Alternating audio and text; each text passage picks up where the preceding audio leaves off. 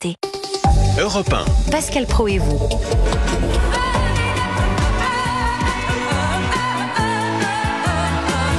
Il fête ses 80 ans ce soir au Grand Rex. Vous vous rendez compte, 80 ans, Dave, on a l'impression que c'est un éternel adolescent.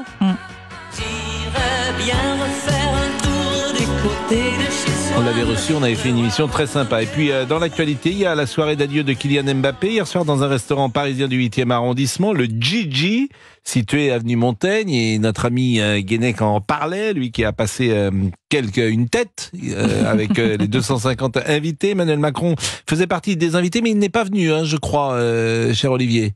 Pardon Pascal, excusez-moi. Je disais, Emmanuel Macron faisait partie des invités de Kylian Mbappé, mais vous ne l'avez pas vu hier soir. Non, je l'ai pas vu. Non, il devait être à côté de moi, mais voilà, il a fait faux bon. Il était un petit peu déçu. Mais... Vers 23h30, la mère de Kylian Mbappé a pris la parole quelques secondes à la question du futur club de son fils. Elle a répondu, vous savez déjà, non. Écoutons la mère de Kylian Mbappé. Sincèrement, c'est comme toute séparation, elles étaient magiques. Paris,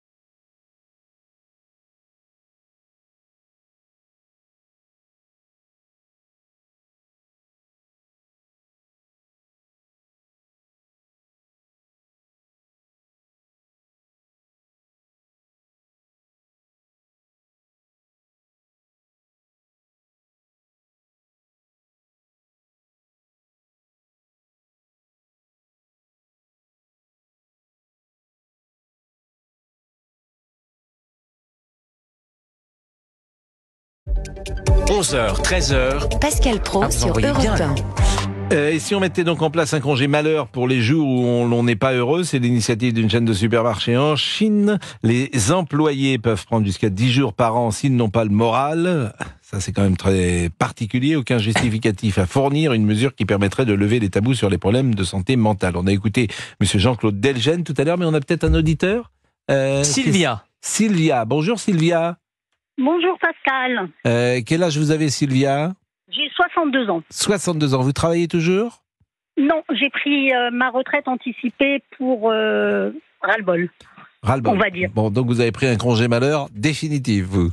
Comme ça. Un congé malheur définitif, mais il y a 10 ans, j'ai perdu ma fille et j'étais bien contente à ce moment-là d'être au travail. Alors le congé malheur, c'est une bonne chose. Ça peut l'être pour des personnes très fragiles peut-être.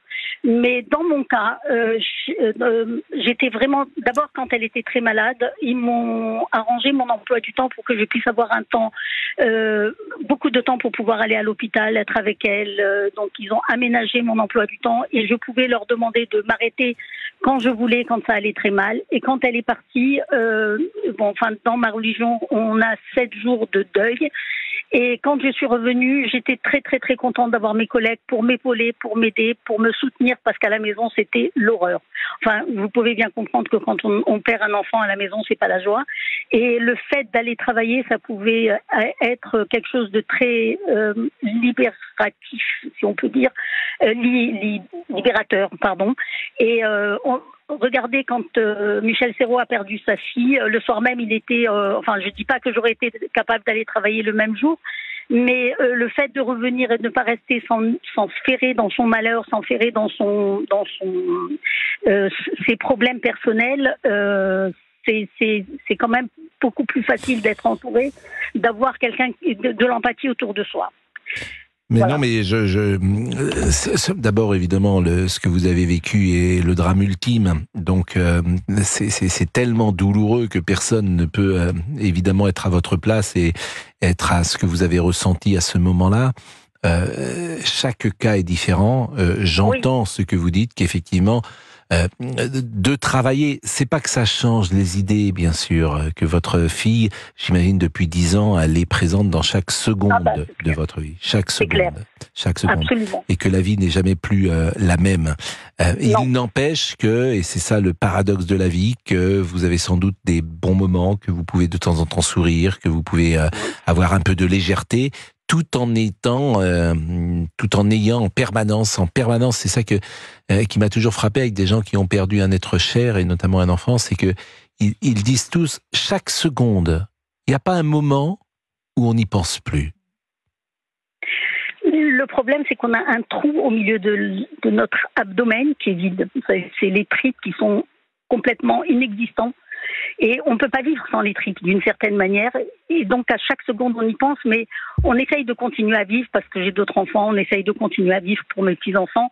Et c'est pas facile, mais malheureusement, c'est très, très dur. Et il n'y a que ceux qui sont passés par là qui peuvent comprendre. Par rapport à mon travail, honnêtement, j'ai trouvé beaucoup de soutien à ce moment-là. Mais vous aviez une entreprise formidable parce que elle vous a accompagné, elle vous a aidé, donc c'est une bonne chose. Et puis c'est vrai que c'est l'occasion aussi de parler au-delà de ce congé malheur en Chine qui est évidemment anecdotique, chacun l'aura compris, mais c'est une manière de parler effectivement de comment on doit réagir dans ces cas-là. Est-ce qu'il faut mieux travailler ou pas? Je vous remercie grandement, vraiment Sylvia. Je vous en prie Pascal. Je vous aime beaucoup, je ne rate jamais sur CNews vos émissions et je suis très contente que vous m'ayez pris, que j'ai pu parler de... Je vous en prie, et c'est vrai que ce sont des drames dans une vie. Et d'ailleurs, il ne sert à rien de les nier. Certains, parfois, disent avec le temps et de ça... Non, bien sûr que non, ça ne sert à rien. C'est pas ce qu'il faut dire à quelqu'un qui a perdu un enfant. Faut pas lui dire dans 5 ans ça ira mieux, parce que ce n'est pas vrai. Oh, ça ne va jamais mieux. On apprend à vivre avec. Il appartient à notre vie.